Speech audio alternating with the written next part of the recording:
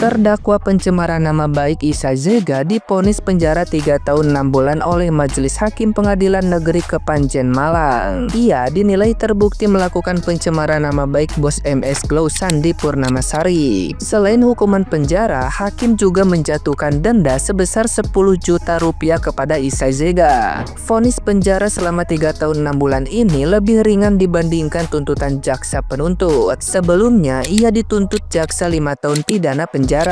Jarmoko, kuasa hukum bos MS Glow Sandi Purnamasari sekaligus pelapor dalam kasus ini menyatakan bahwa vonis yang diberikan kepada terdakwa Isa Zega dinilai belum cukup, terutama mengembalikan mental, harkat, dan martabat keluarga dan anak korban. Meski begitu, Sandi Purnamasari beserta suaminya menyampaikan terima kasih kepada aparat penegakan hukum, mulai proses penyidikan, penuntutan sampai dengan peradilan. Sebelumnya, Isa Zega telah ditahan di Lapas Perempuan Kelas 2A Sukun Kota Malang sejak Selasa 11 Februari 2025 lalu. Penahanannya berkaitan dengan kasus dugaan pencemaran nama baik terhadap bos MS Glow Sandi Purnamasari. Mengadili menyatakan terdakwa Andrina Isa Zega bin Asadul Buya terbukti secara sah dan meyakinkan bersalah melakukan tindak pidana dengan sengaja dan tanpa hak mendistribusikan informasi elektronik dan atau dokumen elektronik dengan maksud untuk menguntungkan diri sendiri atau orang lain secara melawan hukum dengan ancaman pencemaran sebagaimana dalam dakwaan alternatif ke-1 penuntut umum. 2. Menjatuhkan pidana kepada terdakwa tersebut. Oleh karena itu, dengan pidana penjara selama 3 tahun dan 6 bulan dan denda sejumlah 10 juta rupiah. Apabila denda tersebut tidak dibayar, maka akan diganti dengan pidana kurungan selama 2 bulan. Menetapkan masa penahanan yang telah dijalani oleh terdakwa dikurangkan seluruhnya di pidana yang dilakukan. Menetapkan agar terdakwa tetap ditahan. Nah, gimana nih menurut netizen yang terhormat? Silahkan berkomentar ya. Iya, kita semuanya sudah menyaksikan seperti apa vonis yang diberikan kepada Andrina Isa Zega oleh Hakim Pengadilan Negeri Kepanjen, dijatuhi pidana penjara selama 3 tahun 6 bulan. Tentu vonis yang dijatuhkan ini lebih ringan daripada tuntutan jaksa yang menuntut pidana penjara selama 5 tahun, berarti terpotong setahun 6 bulan. Nah, namun dalam putusannya itu saya menilai bahwasanya putusan yang diberikan oleh hakim majelis ini kepada Isa Zega itu selaras dengan tuntutan jaksa penuntut umum terkait dengan pemerasan. Hal kemarin itu hakim ini pun sempat mencecar beberapa saksi terkait dengan pemerasan agar bisa memberikan kesaksian atau keterangan itu yang objektif bukan subjektif atau berasumsi atau beropini begitu, memberikan keterangan berdasarkan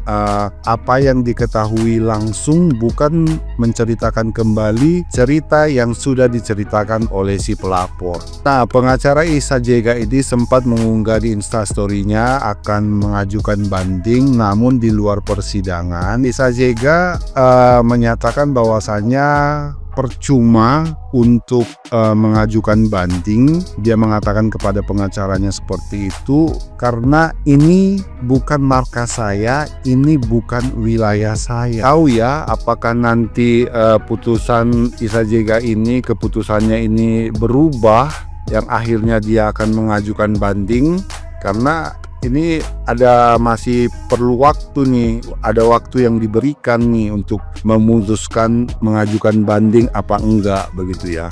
Harapannya sih semoga banding aja gitu ya, supaya diuji kembali nih materi-materi di persidangan tingkat awal ini, pengadilan tingkat awal ini, agar diuji kembali lagi nih di pengadilan tingkat atas seperti itu. Setelah Isa Zega divonis bersalah oleh majelis hakim dengan pidana 3 tahun 6 bulan penjara dan denda 10 juta rupiah atau diganti kurungan 2 bulan. Tapi guys, masih banyak yang salah paham soal pasal yang dikenakan dalam kasus ini, yaitu pasal 27B ayat 2 Undang-Undang Nomor 1 Tahun 2024 tentang perubahan kedua Undang-Undang ITE. Pertama, banyak yang bilang bahwa pasal ini tidak ada di BAP. Mari kita luruskan ya guys. Yang tidak boleh diubah oleh jaksa itu adalah kronologi peristiwa dan kerangka hukumnya, tapi jaksa tetap bisa menerapkan pasal yang lebih tepat jika dalam prosesnya ditemukan fakta yang lebih sesuai. Contoh gampangnya gini guys, misalnya seseorang dilaporkan mencuri ya, tapi belakangan terungkap bahwa korban mengalami trauma berat, maka jaksa bisa menambahkan pasal dampak psikis, bukan hanya pasal pencurian, karena fakta hukumnya kan berkembang, jadi itu sah guys. Kemudian ada juga yang menganggap bahwa ini kan adalah kasus pemerasan. Padahal dalam amar putusan hakim menyebutkan Isa Zega terbukti dengan sengaja dan tanpa hak mendistribusikan informasi elektronik dan atau dokumen elektronik dengan maksud untuk menguntungkan diri sendiri atau orang lain secara melawan hukum dengan ancaman pencemaran. Jadi tidak ada satupun ya kata-kata pemerasan disebutkan secara eksplisit. Nah, soal menguntungkan diri sendiri atau orang lain ini penting banget ya menurut hemat saya guys. Ini tidak selalu soal materi atau uang, bisa juga dalam bentuk popularitas atau atensi publik atau bahkan mungkin strategi dagang. Jangan lupa Isa Zega saat itu adalah brand ambassador sebuah produk skincare, sedangkan pihak yang diserang adalah owner dari brand skincare lain. Jadi kalau kita tarik benang merahnya ya bisa jadi konten-kontennya memiliki tujuan lain yang tersirat ya, bisa menjatuhkan nama MS Glow sekaligus menaikkan eksistensi brand skincare lain yang ia wakili. Dari sini kita belajar ya guys bahwa narasi di media sosial itu bukan sekedar ekspresi. Setiap kata yang kita lempar bisa punya konsekuensi hukum, apalagi jika disusun dengan motif tertentu. Bijaklah bermedia karena dunia digital sekarang menyimpan rekam jejak yang sangat tajam. 3 tahun 6 bulan, yes, itu hasil vonisan persidangan kemarin buat si Syahrul. Sebelumnya kita ucapin alhamdulillah, puji Tuhan, syukur, akhirnya semuanya udah jelas, semuanya udah clear ya. Akhirnya udah jatuhin vonis 3 tahun 6 bulan Syahrul. Sampai dokter juga sujud. Udah ya dokter ya, satu-satu tenang ya dokter ya. 3 tahun 6 bulan ya udah nggak apa-apa deh buat si Syahrul belajar di dalam ya. Sebenarnya sih naik dikit 6 tahun sih nggak apa-apa juga sih, tapi udah nggak apa-apa buat Syahrul nih. 3 tahun 6 bulan lu punya program acara sendiri di dalam, bisa jadi bermanfaat ini buat lu Rul. Lu cerita lu ngedongeng di dalam sel ya kan, 3 tahun 6 bulan cukup buat lu, itu program lu. Paling gak minimal lu jadi berguna di dalam ya kan. Dongeng kayak lu tuh nggak apa-apa dongeng online di dalam ya, buat orang-orang terhibur ya. Syukur-syukur dari sini lu bisa belajar Rul ya. Kalau lu nggak punya hati nurani seorang ibu, paling gak lu punya hati nurani seorang ayah. Jangan lagi lu sumpah-sumpahin anak orok di dalam perut kayak begitu. Terpantau juga dokter sampai sujud syukur, alhamdulillah tenang dokter satu-satu ya. Ditemenin juga sama Mami Yolo sama Mamski. Itu kok orang bertiga dipaku-pakuin tuh.